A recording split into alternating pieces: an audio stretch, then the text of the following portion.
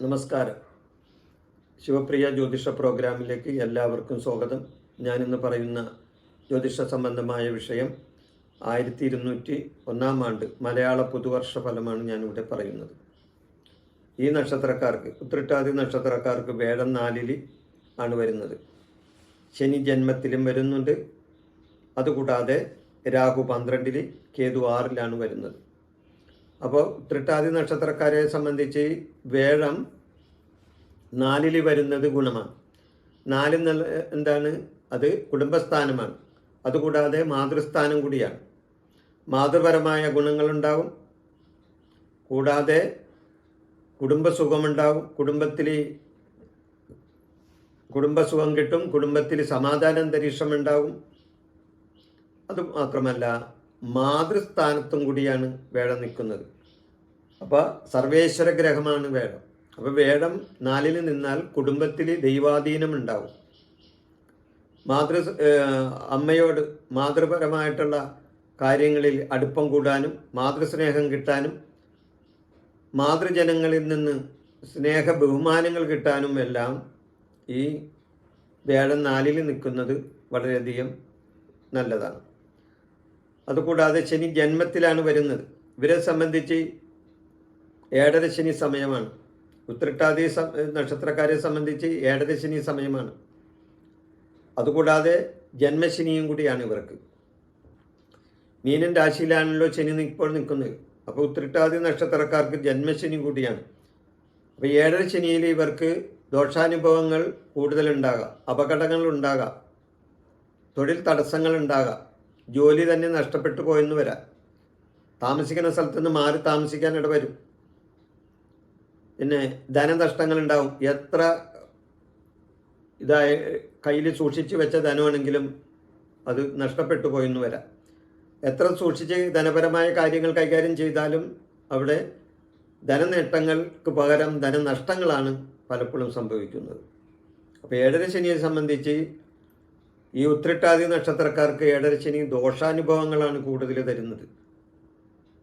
അപ്പോൾ അതുകൊണ്ട് അപകടങ്ങൾ ഉണ്ടാകാനും വാക്ക് തർക്കങ്ങൾ ഉണ്ടാകാനും പോലീസ് സ്റ്റേഷൻ കയറാനും ഒക്കെ അല്ലെങ്കിൽ കോടതി കയറാനും ഒക്കെ അവസരങ്ങൾ വരും.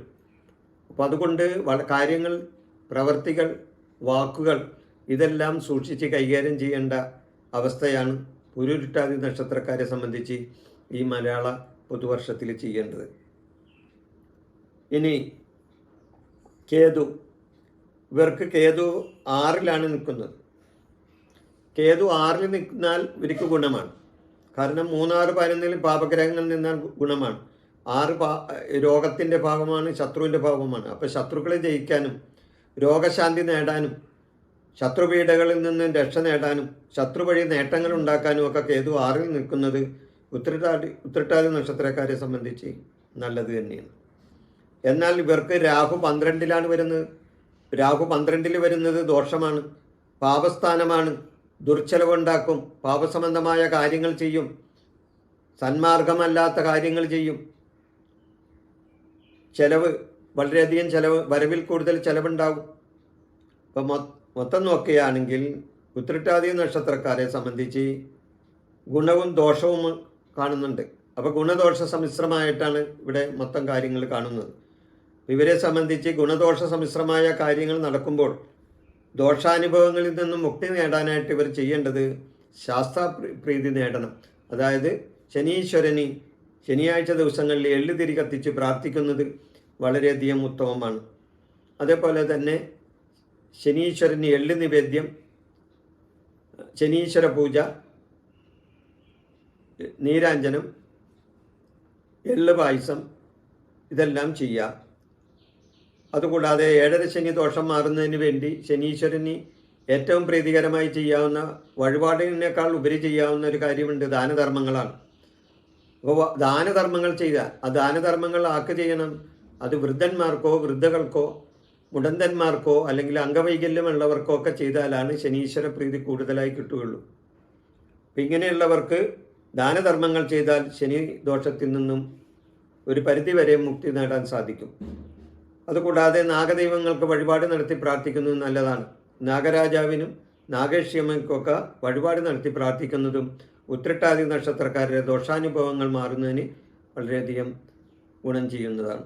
ഈ വിഷയം ഞാനിവിടെ അവസാനിപ്പിക്കുന്നു. നന്ദി, നമസ്കാരം. എൻ്റെ ഈ ജ്യോതിഷ പ്രോഗ്രാം നിങ്ങൾക്ക് ഇഷ്ടപ്പെട്ടാൽ ഇത് സബ്സ്ക്രൈബ് ചെയ്യാനും ലൈക്ക് ചെയ്യാനും ബെൽ ബട്ടൺ അമർത്താനും മറക്കരുത്.